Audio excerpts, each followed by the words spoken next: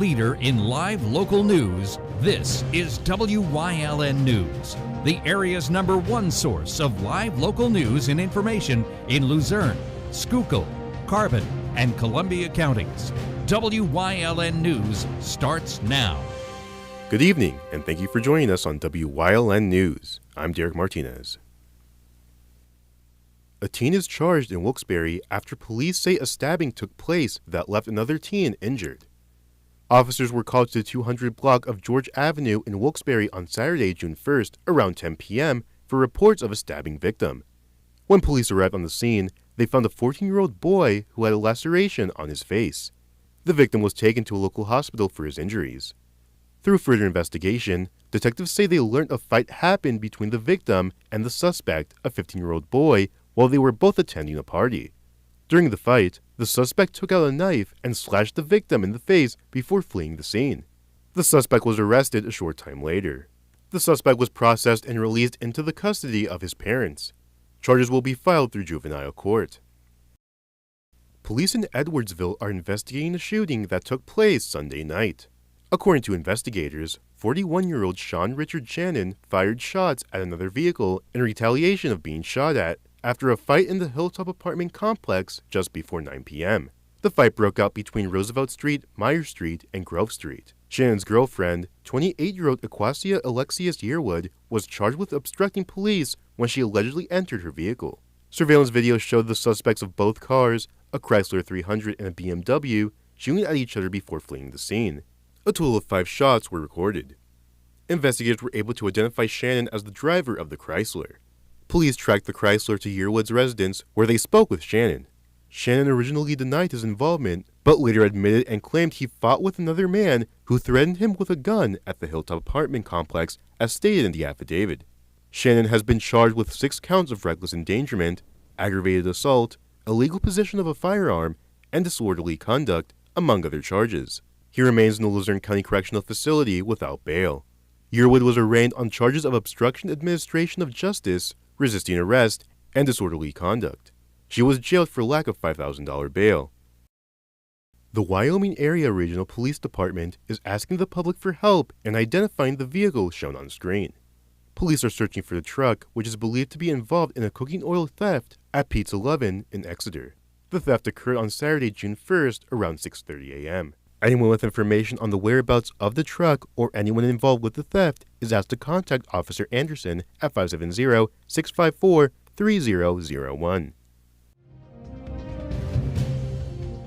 Coming up on WYLN News, a man is wanted by the Carbon County Sheriff's Office. Plus, lane restrictions will be in place on Interstate 81 throughout the week. But first, we'll take a look at our 5-day forecast brought to you by the WYLN Weather Kids. We'll be right back.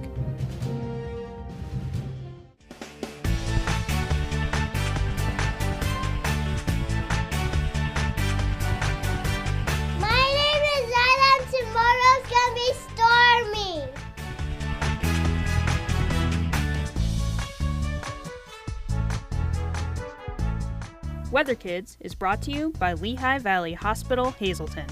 Your health deserves a partner.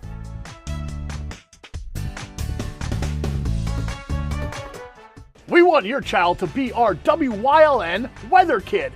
Your child can be our feature weather reporter of the day on WYLN News and WYLN social media posts just by using your smartphone or any video recording device. It's easy. All ages are welcome, from toddlers to teens. To find out how, go to the weather section of WYLNTV.com or look for our post about it on the WYLN News Facebook page. Submit your Weather Kid video today. If you're looking for an affordable pre-owned car or truck, Cheers Auto Sales has a great lineup of clean, dependable, and quality vehicles. Stop in at 610 North Broad Street in West Hazleton, 570-454-7229. Cheers is proud to be celebrating 70 years in business.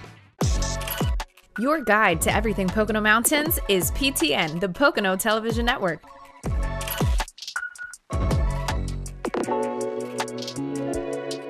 Watch PTN on WYLN. Come shoot at Whitetail Preserve, 118 Boulevard Road in Bloomsburg. Their skeet, trap, and sporting clay fields are professionally designed, and all stations are handicap accessible. Whitetail Preserve has resident shooting instructors certified by the NRA in shotgun, rifle, pistol, home safety, and personal protection in the home. Whitetail can also cater any size event, whether it be a private party, corporate event, or wedding. Call 570-384-2314 or 570-790-8969.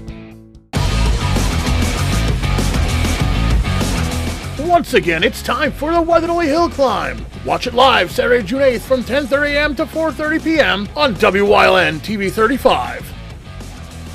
Hosted by Marty Burns with special guest Chris Barrett from the Pocono Mountains Visitors Bureau and Tom Knorr. Check it out on Wyln TV 35. It's the Weatherly Hill Climb, live Saturday, June 8th.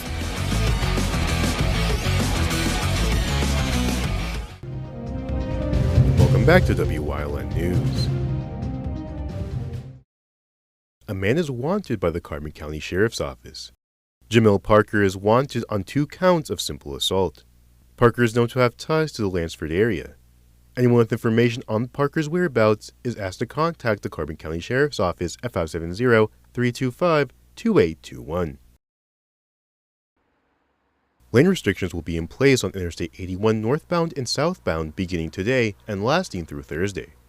Interstate 81 northbound and southbound in Lackawanna County from exit 191 and exit 194 will be closed from 9 a.m. to 3 p.m. daily until Thursday, June 6th for aerial utility work. Motorists should expect delays and are advised to take alternate routes when possible. When encountering a work zone, please drive the posted speed limit, turn on your headlights, pay close attention to the signs and flaggers, and avoid all distractions. In high-traffic locations, motorists are encouraged to use both lanes of travel to the merge point and take turns merging into the open lane. Motorists can check conditions on major roadways by visiting 511pa.com. Hazleton Area High School's graduation ceremony will once again be broadcast live on WYLN. The broadcast will begin at 6 p.m. on Wednesday, June 5th. The ceremony can also be viewed live on the WYLN TV 35 YouTube channel. Coming up on Whitehaven's News Choice, Chris Fulmer leads us down the path through history with Frackville Part 1. Plus, we learn about the Luzerne County Active Adult Centers on Crocomouse County Report. And stay right here on WYLN. We'll be right back. SJ Kowalski is your Mitsubishi Diamond Contractor. They can install a Mitsubishi electric Mr. Slim ductless heating and cooling system. Mr. Slim systems are designed to make any living space in your home inviting. You can have a different temperature control for every room in your home. The money-saving technology can save you 25 to 50% on your heating bill. For Mitsubishi, Rinnai, and trained comfort specialists, call SJ Kowalski at 570-455-2600. Do you like craft beer? Do you want to learn the right way to sample wine? How about checking out a restaurant with a unique flavor or a crazy food challenge? These are just some of the things we are featuring on Wine, Hops, and Road Stops.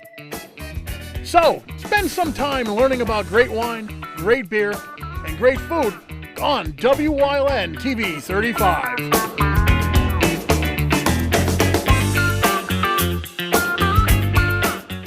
Smith Floral is a full-service florist and greenhouse. They sell their own vegetables grown from seed in their own greenhouses. Peppers, cucumbers, eggplant, kohlrabi, over 25 varieties of tomatoes, and so much more. All varieties of herbs, bedding plants, hanging baskets, and perennials. They grow their own geraniums, plus cemetery tributes including logs and mixed pots. Stop by Smith Floral at 555 North Broad Street in West Hazleton. Smith Floral has been serving the Hazleton area since 1896. WYLN programming is online all the time. Visit our website at WYLNTV.com to check out archive shows and a live stream of our broadcasts. And don't forget to visit all of our social media pages for breaking news, weather, and sports. You can also head directly to our YouTube page for all our programming at youtube.com/WYLNTV35. Subscribe and ring that bell so you get notified every time there's a new show available online. PPW Nation, get ready for the best of PPW Season 2. Join Paul Bowe, E. Julius Kuiper, Alexander Bravado, Tom Mitchell, and Alex Watt as we take you down memory lane and relive some of the best PPW matches of all time. Saturdays at 5 p.m., Sundays at 10 p.m., only on WYLN.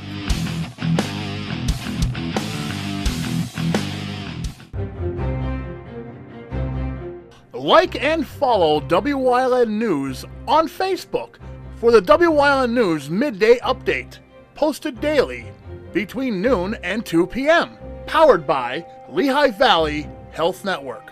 When it's serious, there's only one health network with seriously innovative health institutes. Lehigh Valley Health Network, your health deserves a partner.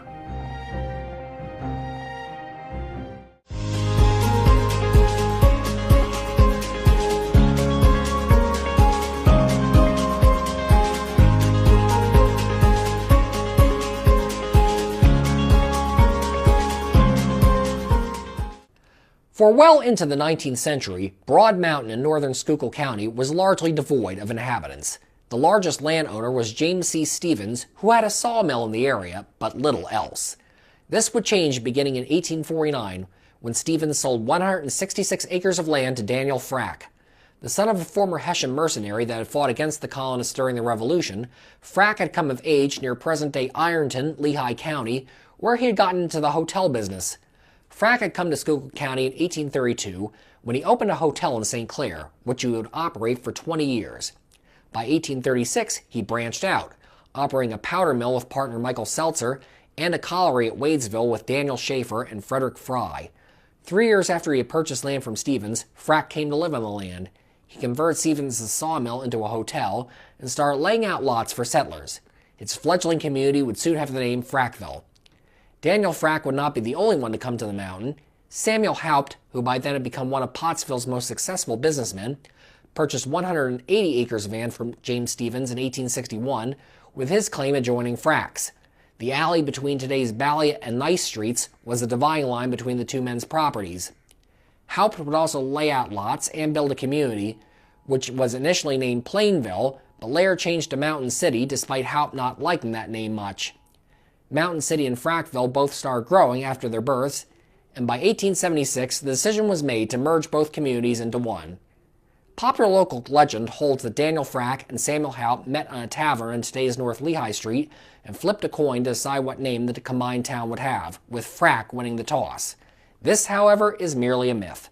Indeed, Samuel Haupt's son John, who had been a major figure in building up Mountain City, argued strongly for the adoption of the name Frackville, on the grounds that Frack's community had more people and businesses at that time. The combined community of Frackville would be incorporated on April 10, 1876. Another Haupt son, David, would be elected the town's new chief burgess. The new community, despite being high up on a mountain with little coal deposits of its own, was nonetheless the beneficiary of the booming anthracite coal industry that had made much of Schuylkill County an industrial powerhouse in the 19th century. Over 25 mines operate in the Monroe Valley and Shenandoah areas below Broad Mountain, but did not have effective ways to get their coal to market. Frackville would be the place where all that would change, with the opening of the Monroe Plain on July 16, 1861. A technical marvel at the time of its opening, the plain began at the base of the mountain, near the village that today bears the name Monroe Plain. Coal from all over the valley would be brought there and loaded into 3 railroad cars at a time. The cars would then be hoisted by cables along a 2,460-foot track that rose 524 feet up Broad Mountain at a 28-degree angle. Massive engines, operating at 2,500 horsepower, could thus bring 200 tons of coal up to Frackville at a time. After a fire in 1868, they were replaced with even more massive engines, capable of running at 6,000 horsepower. These were rumored to be the most powerful engines in the world, and would remain so until surpassed by those that operate the locks on the Panama Canal. During the plain's peak period, up to 900 tons of coal lurched up out of the valley each day. The Monroe Plain would operate as king of the mountain for over 70 years, before the beginning of the decline of coal, coupled with a much easier transportation route through the nearby Monroe Tunnel, would render the plain unnecessary. It ceased operations forever on February 27, 1932, after hauling up 1.3 billion tons of coal from the valley below. Today, a few remains can be found strewn along the slope of Broad Mountain, echoes of the time when coal was king. Once the coal had been hauled up from the valley, trains would be needed to take it to market. The first railroad tracks reached Frackville in 1863, and for the first 6 years of operation, they were used exclusively to carry coal down Broad Mountain to St. Clair, and from there to market in Philadelphia and beyond. Passenger service began when the Philadelphia and Reading Railroad reached Frackville by 1870. At one time, 5 tracks ran through downtown Frackville. The passenger station stood on the west side of Frack Street. It would be replaced by a larger station on the east side of the tracks in the 1920s. This station was torn down in the 1950s, some years after regular passenger service had ended. The town's freight station, in contrast, was rebuilt in the 1980s in Temple, just north of Reading, and still stands there today. The Pennsylvania Railroad also passed to the south of Frackville via its Schuylkill branch, which ran from Philadelphia to Delano Junction northeast of Frackville, where the line intersected with the Lehigh Valley Railroad's tracks. This northernmost extension of the Schuylkill branch was constructed in 1887 and notably used the high dark water trestle, named for the small village nearby. Upon the rise of automobile travel in the early 20th century, what was originally designated U.S. Route 120 in 1928 was built underneath the dark water trestle, with the road designed to make an S-curve underneath the trestle's piers. The road's numbering would be revised to U.S. Route 122 in 1935, and then later received the current Pennsylvania Route 61 designation in 1963. The last Pennsylvania Railroad train rumbled over the dark water trestle in 1968. The trestle was torn down 2 years later, in 1970, but a few of its abutments can still be seen in the woods along the highway today.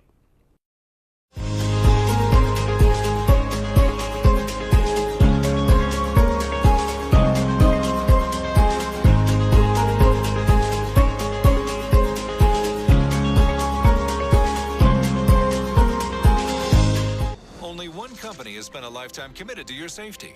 Subaru.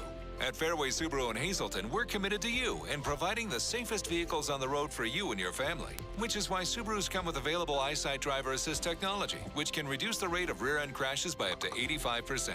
And with lane assist and sway warning, your family will know why Subaru is a leading choice among parents and teen drivers. Discover more about Subaru and all there is to love about it at Fairway Subaru in Hazleton. The right car, the right price, the right dealer.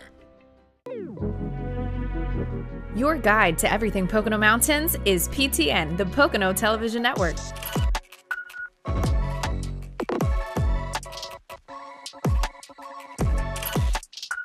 Tune in and see all the unique places to stay and things to do in the Pocono Mountains.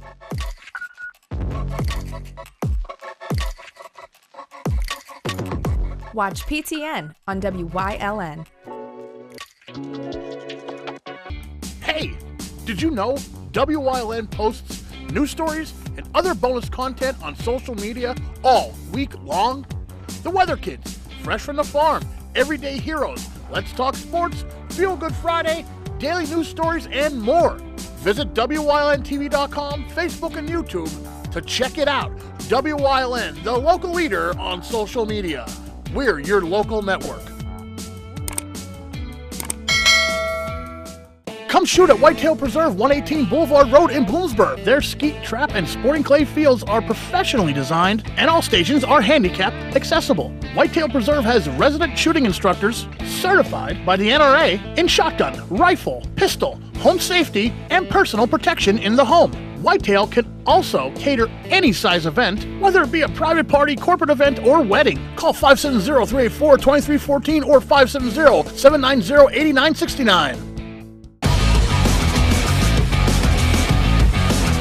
Once again, it's time for the Weatherly Hill Climb. Watch it live Saturday, June 8th from 10:30 a.m. to 4:30 p.m. on WYLN TV 35.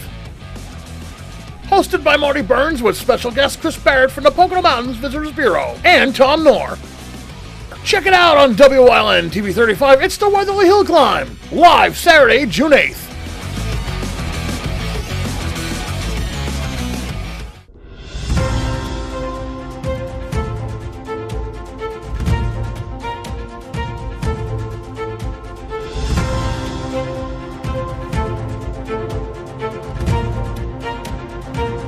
Welcome back to Carelcomo's County Report. I'm joined as always by Luzerne County Manager Romelda Carelcomo. Romelda, how are you today? I'm very well. How are you? I'm doing good, thank you. You look really snappy today. Thank you. Very Appreciate nice. it.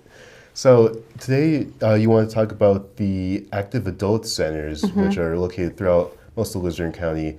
And for those who aren't familiar with what the active adult centers do, could you tell us a bit about what the purpose of these facilities are? Sure. The active adult centers are for our senior citizens, and we have them in various locations. We have one here in Hazleton on Broad Street. There is an active adult center in Butler Township, Freeland, Mountaintop, and we have them throughout the county. And they offer a lot of services for our aging population. We provide lunches, they're nutritious lunches, and I've been trying to go to as many active adult centers as possible here in Luzerne County. I'm going to, by the end of the year, I'll be able to say that I visited all of them.